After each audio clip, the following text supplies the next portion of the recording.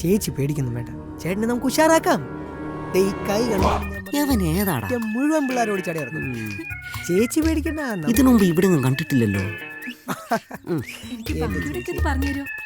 ചേച്ചിക്ക് ഞാൻ എല്ലാം പറഞ്ഞു. സുജാ അപ്പൊ ശരി ചേച്ചി, സമയം കിട്ടുമ്പോ ഞാൻ ബാക്കി എല്ലാം പറഞ്ഞു തരാട്ടോ.